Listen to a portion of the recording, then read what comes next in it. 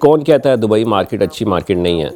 मेरे point of view से sir Dubai और मिडल ईस्ट की जितनी भी मार्केट है ना तो सेल वाइज आप उसको उस तरीके से ग्रो कर सकते हैं क्योंकि वहाँ पे ज़्यादातर ऑडियंस आपको एशियन ही मिलेंगी। वही माइंडसेट है कि जी हम महंगी चीज़ नहीं खरीदेंगे। अगर आप वैसे उनका जो जनरल ट्रेडिंग LLC है अगर आप वो लेते हैं वो तो आपको कॉस्ट करती है कोई 40 से 50 हज़ार दिरहम की।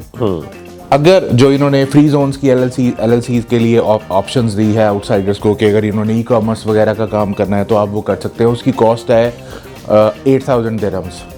प्लस आपने ब्रांड रजिस्ट्री साथ करानी है तो उसकी कॉस्ट है 10,000 दिरहम ऑलमोस्ट, एक्सपेंसेस डाल के एजेंट्स वगैरह के।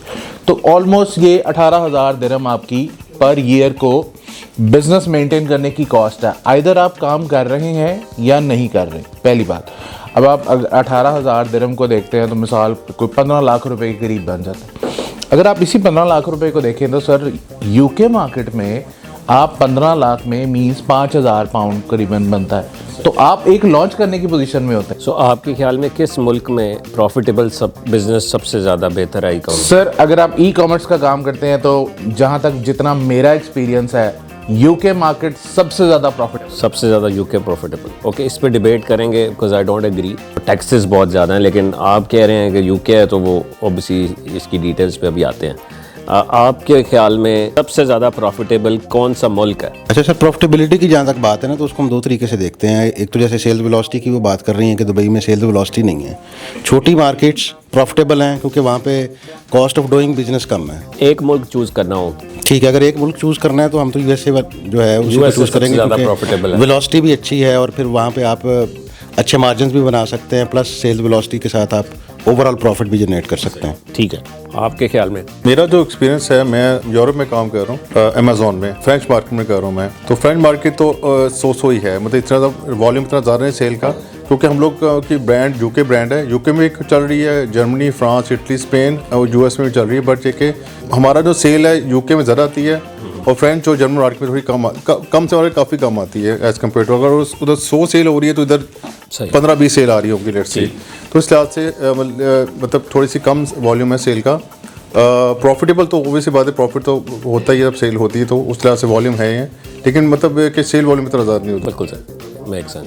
सर मैं एक चीज़ पे बात यहाँ पे करना चाहूँगी। आपने बोला दुबई मार्केट के बारे में, इन्होंने कहा कि जी आप अमेज़ॉन पे ना जाएं, आप किसी पे ना जाएं, आप शॉपिफाई पे जाएं, वहाँ जाके आप सेल करें। मेरा इनसे एक क्वेश्चन था यहाँ पे, इन्होंने कहा सेल्स नहीं है। ठीक है, जब डिजिटल मार्केटिंग का एक बंदा बैठा हुआ है, शॉपिफाई तो दूसरा नाम ही डिजिटल मार्केटिंग का है, वो तो जस्ट एक वेबसाइट है ना जो आपको एक एडवांटेजेस दे रही है। आप अपनी इन्वेंट्री को मैनेज कर सकते हैं, आप दूसरी चीज़ें कर सकते हैं। तो यहाँ पे मेरा ये क्वेश्चन था कि अगर आप ये कर रहे हैं तो जो आप डिजिटल मार्केटिंग के थ्रू काम करेंगे या अपना क्रिएटिव पे काम करेंगे, एड्स चलाएंगे, क्या वो चीज़ आपको सेल्स नहीं देगी उस मार्केट में भी? आप किसी भी मार्केट में हैं, सपोज US में है, UK में है, अगर आपकी राइट स्ट्रेटजी है, आप USA में ब्रांड लॉन्च कर रहे हैं, UK में कहीं भी कर रहे हैं, तो क्या ये मार्केटिंग स्किल्स इस पे मैटर नहीं करती? ओके, जो मार्केटिंग स्किल्स है ना, अगर हमने कभी भी कोई ब्रांड लॉन्च करना है ना किसी भी प्लेटफॉर्म पर या अपना पर्सनल, तो उसमें आपकी ना A to Z चीज़ें मैटर करती हैं। कभी इस तरह नहीं होता कि आप अगर अमेज़ॉन की बात करें, इट्स की बात करें या अपने पर्सनल वेबसाइट की बात करें, ओनली आपके MOQ, हंटिंग, सब निश कैटेगरी या आप कौन सी कंट्री में जाके काम करना चाह रहे हो, लोकल करना चाह रहे हो, बाहर जा रहे हो, सिर्फ ये एक आपका पर्सपेक्टिव नहीं होगा। आपको A to Z उसमें चीज़ों को हैंडल करना है, उनको देखना है। आपकी उसमें मार्केटिंग स्ट्रेटेजी ओबियसली आपकी मैटर करती है। अगर मैंने उसमें सपोज़ मैंने अगर ये बात कही है कि अमेज़ॉन के कंपैरेटिवली अगर मैं अपनी वेबसाइट पे काम करूं वो मुझे ज़्यादा प्रॉफिटेबल होगी या मुझे वो सेल्स वाइज, उसकी रीज़न ये क्योंकि आपका जो आप किसी के मार्केट को जब आप एक सपोर्ट लेते हो ना तो वो ऑलरेडी आपका बजट बहुत ले जाता है। सर मैं तो उसी प्रॉफिटेबल मॉडल पे या उसी मार्केट पे बात करूंगी जिस पे मैं काम कर रही हूँ। बाकी सब आपसे सीखने को मिलेगा कि कौन सी मार्केट्स और प्रॉफिटेबल हैं। मैं बेसिकली US में काम कर रही हूँ और पिछले 3 साल से मैं eBay पे काम कर रही हूँ। ऑलमोस्ट 1 ईयर से मैंने TikTok स्टार्ट किया है, TikTok पे काम कर रही हूँ। तो मेरे हिसाब से जो US की मार्केट है मोस्ट प्रॉफिटेबल मार्केट है, चाहे आप प्लेटफॉर्म पे काम कर रहे हैं, चाहे आप शॉपिफाई पे काम कर रहे हैं। अगर आप सर देखें, अगर आप अमेज़ॉन पे या eBay पे काम कर रहे हैं ना, आप उनको उनके कमीशंस दे रहे हैं, वो डिसाइडेड हैं। आपने अपनी हंटिंग करनी है, आपने वो सारी चीज़ें कैलकुलेट करके प्रॉफिट निकालना है।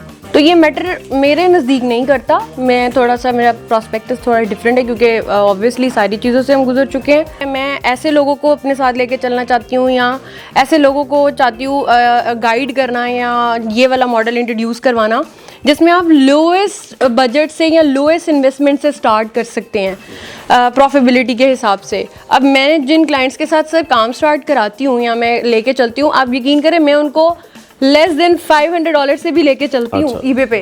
So you customize based on their Exactly, budget. I customize models for them according to their investment और फिर उसके ऊपर प्रॉफिटेबिलिटी निकलती है। तो मेरे नज़दीक US की मार्केट में ऑब्वियसली ऑलरेडी सेटल मार्केट है, इतना ज़्यादा 99% गोरा सर की बात, मेरी पहली क्लास वाली बात आज तक मैंने पल्ले बांधी हुई है।